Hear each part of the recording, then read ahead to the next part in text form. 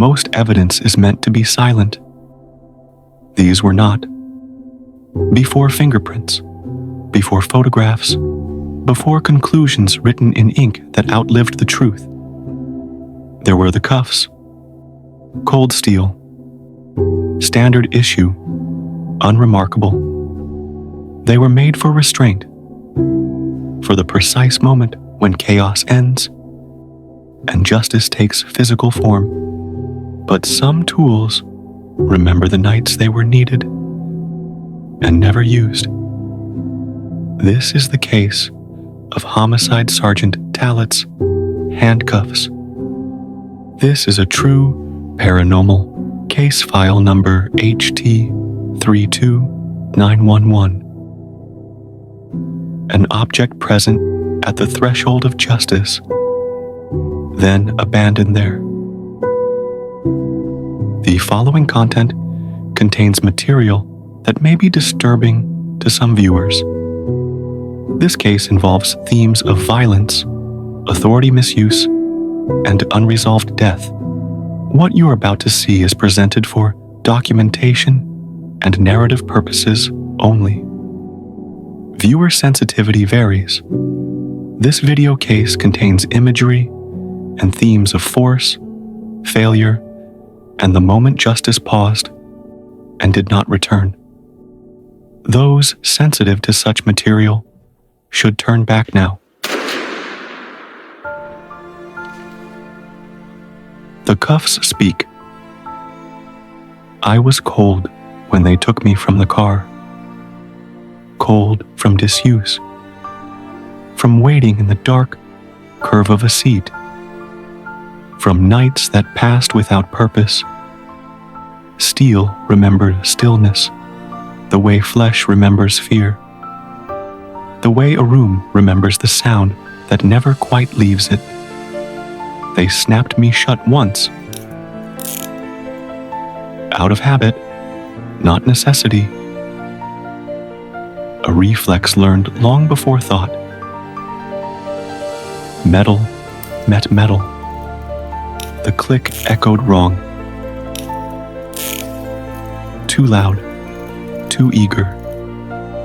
Not the sound of restraint, the sound of expectation. They looped me back over the belt, unfinished, swinging lightly against the hip, as if I were an accessory to certainty. Even then, I knew this was not the kind of night that ends cleanly, not the kind that closes its doors and lets the dark stay outside. The house stood quiet in front of us, wood siding.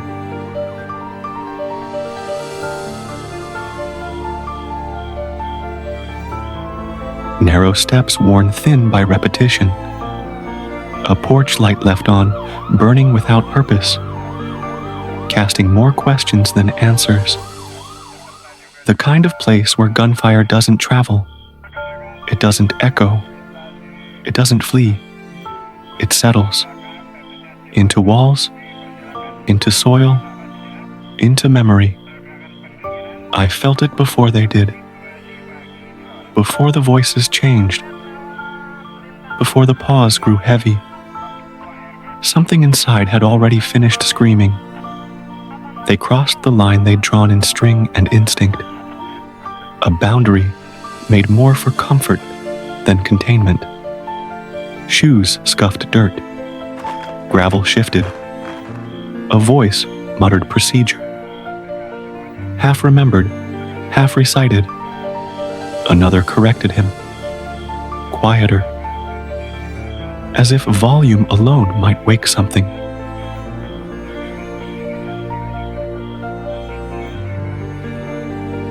The air was thick with it.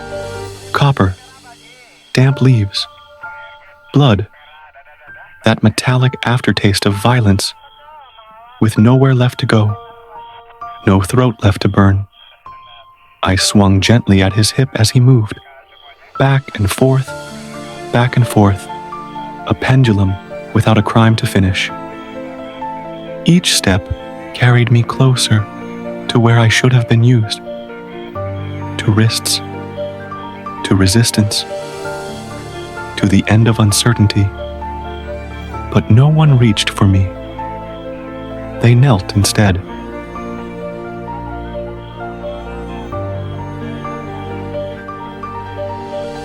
They leaned in. They looked down, as if gravity itself had already decided who would remain standing.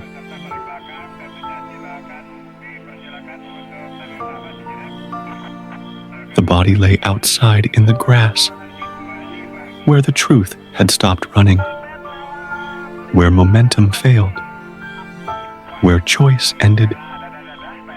I saw everything from waist height. The porch angle, the door left ajar, the way the light caught something dark that had once been alive and would never be again. Hands gestured where hands should have restrained. Fingers pointed. Palms opened, closed.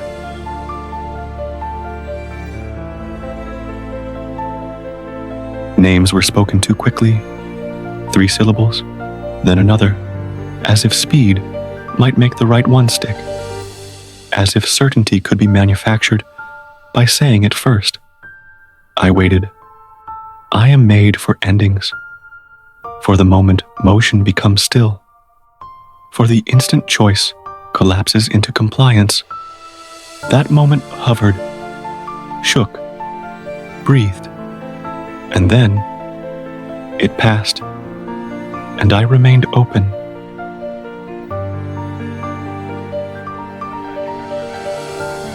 They stood. They talked. They speculated. They wrote. Words moved faster than meaning. Pens scratched certainty into paper where none had settled yet. Someone swore softly. Jesus Christ, I don't know. The kind of oath meant for the ground, not God. Someone shook his head, as if disbelief alone might absolve him from having arrived too late. And I remained untouched. Time thickened. The scene began to lose its edges, the way blood darkens, the way urgency dissolves into procedure. Hours passed, not cleanly, not all at once, but in increments of standing still.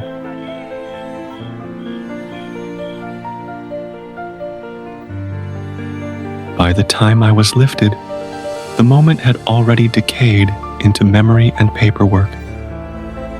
Not for justice, for inventory. I was tagged, logged, reduced to a line item, filed away like an afterthought, something fragile that might bruise if handled too roughly.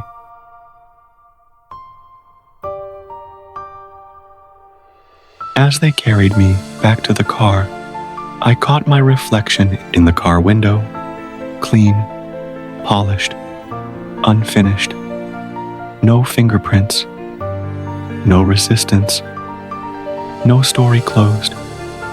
That is how guilt survives.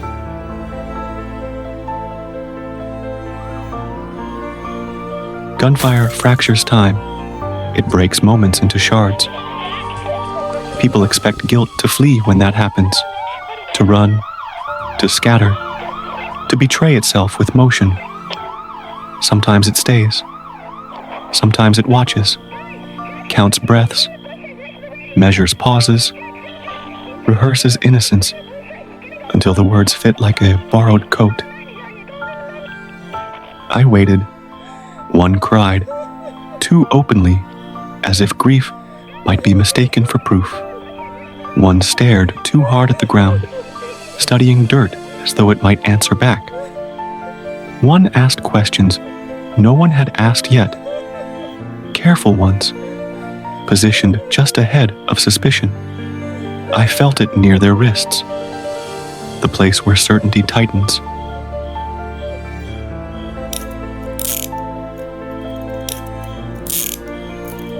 Where endings are supposed to click shut, but it would not stick. And in that failure, something else did.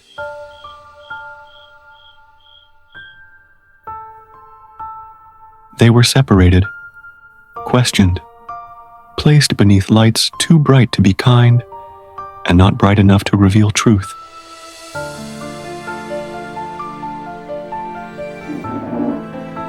Chairs scraped, feet shuffled. Statements were written while truths were swallowed whole.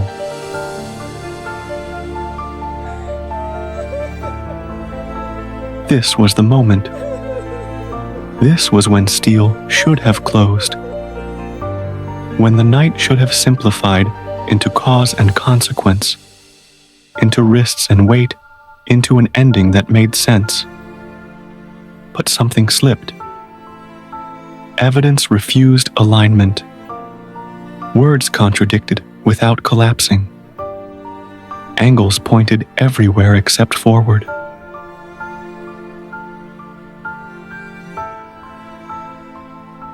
Low voices argued procedure, quietly, carefully.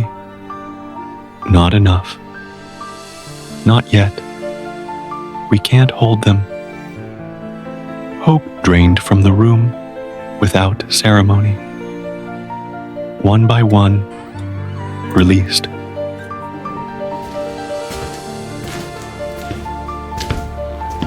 Not exonerated, not forgiven, released.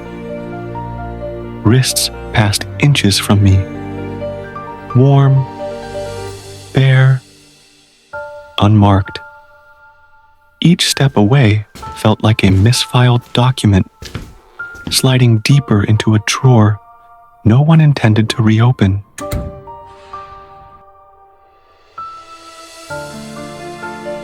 I did not close that night.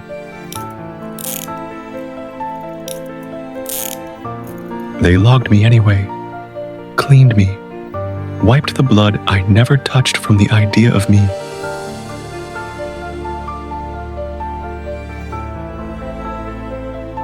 In the report, I was present but unused. A line item without consequence. A tool acknowledged, then dismissed.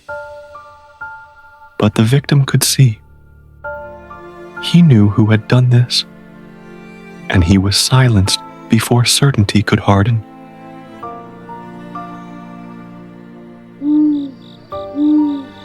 The yard emptied. The house went dark. The truth stayed behind. I learned then what it means to be forged for justice, and left idle in its presence.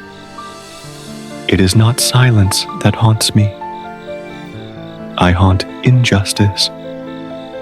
I echo it loudly, so you will see truth.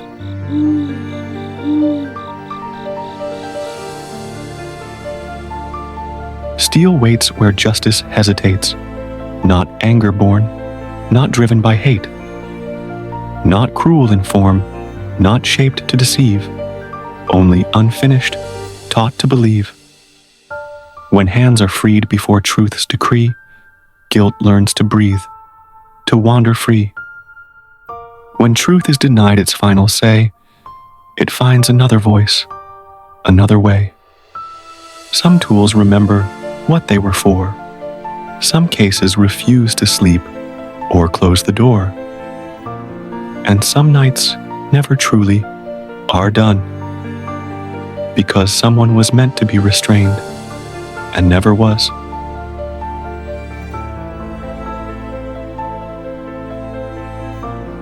This has been a true paranormal case file. The cuffs do not seek violence. They seek justice.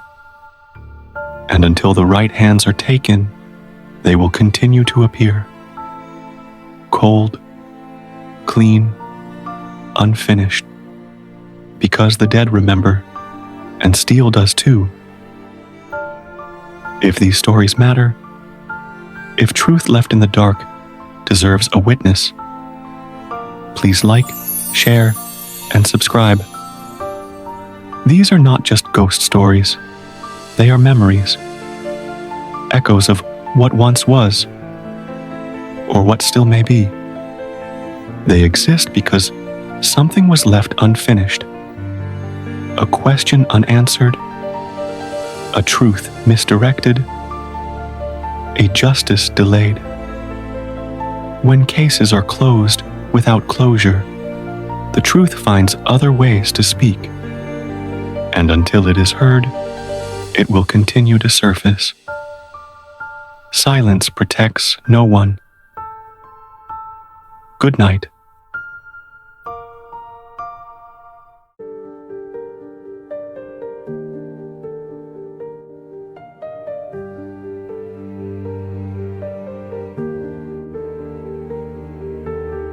A fracture glows where the daylight ends. The sky is torn, it will never mend. Colors bleed into soundless waves, carrying secrets no one saves. I hear the voices faint and low, from places where the lost ones go. Whispers in the broken horizon,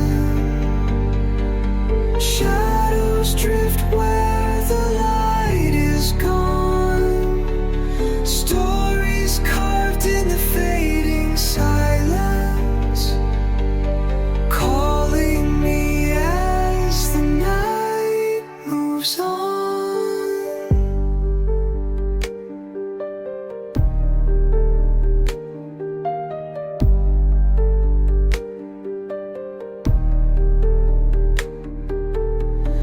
Mountains bend like forgotten spires, ashes fall from the quiet fires.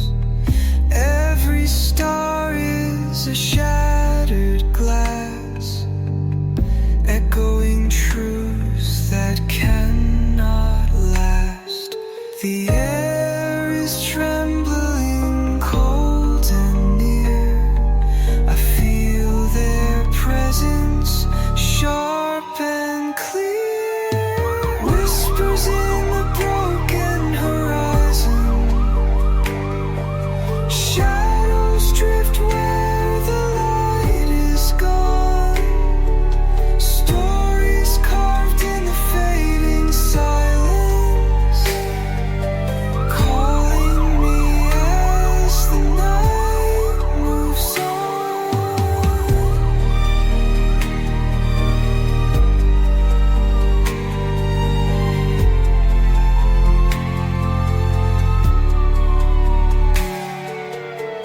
Beyond the edge where the heavens fade, I chase the sound that the dark has made.